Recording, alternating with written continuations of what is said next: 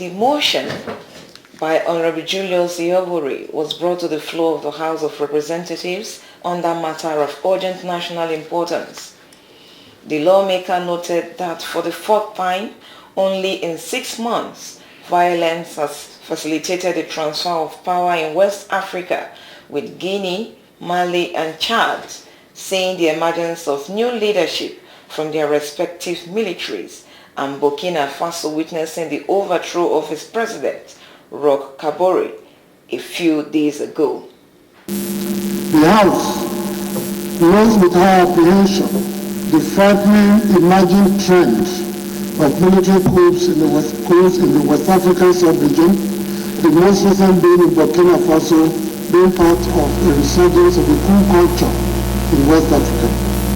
Further notes that for the fourth time in only 6 months, coups d'etat have precipitated the transfer of power in West Africa. Most recently in Mali, with the overthrow of President Ibrahim Keita, in Chad, with the takeover of power by the military following the death of President Idriss Deby, in Guinea, with the overthrow of President Alpha Condé, and in Burkina Faso a few days ago, with the overthrow of President Roch Kabore. Also notes that this illegal takeover of power from democratically elected governments violates several national constitutions, international conventions and protocols established by multilateral organizations, donors and development partners. Aware that since Nigeria, the traditional powerhouse in the sub-region, transited from military to civilian governance in 1999, there has been a strong sense that the days of military coups are effectively over, but with this emerging trend, that positive perception is now being reversed with the rather quick successive coups in their formation countries, and learned that coups subvert political processes, promote tensions and violence, suffocate democratic spaces, suppress basic freedoms, contain civil society, and promote corrupt and democratic governance.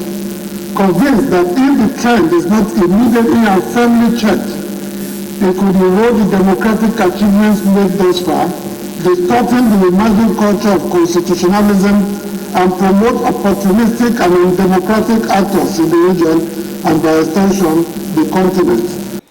Other lawmakers in their contributions blame the trend on bad governance, insisting that African leaders must wake up to deliver the goods to the people.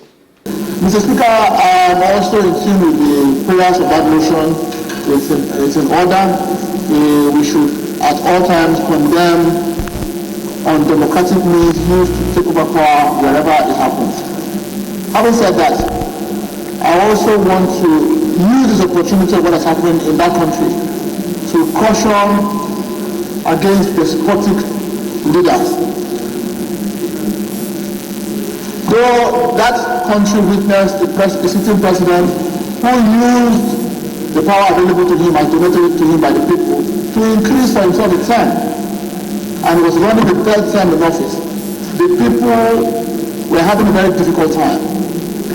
And in the course of that, the military struck.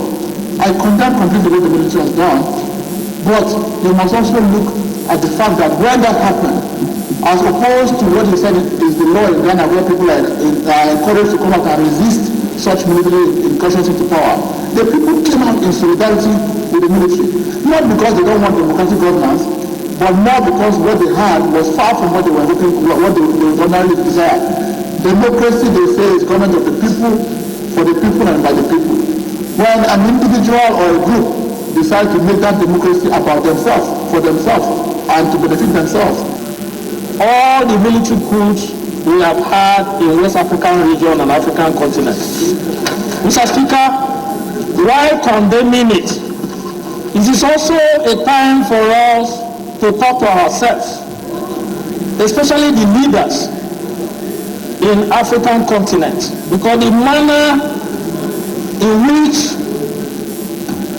the people are suffering, the manner of bad leadership that is pervading the African continent is something that we must look into. While we are against military coup, it is now time for our leaders to live up to expectation. It is now time for our leaders to ensure that the people that they lead, that they are giving the effective, good governance that will mitigate against them having any bad feelings.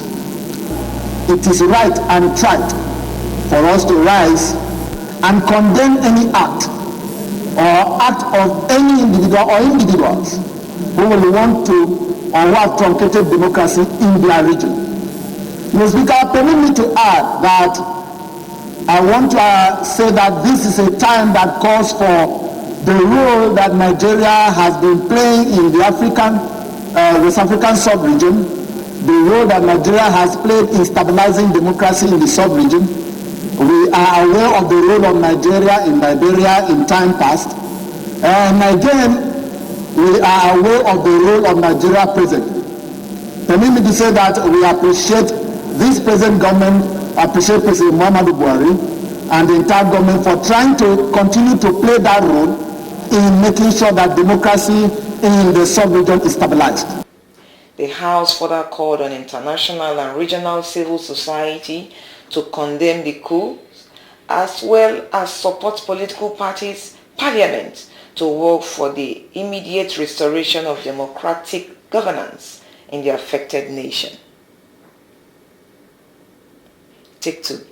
The House further called on international and regional civil society organizations to condemn the coup and as well as support political parties, parliament, to work for the immediate restoration of democratic governance in the affected nations.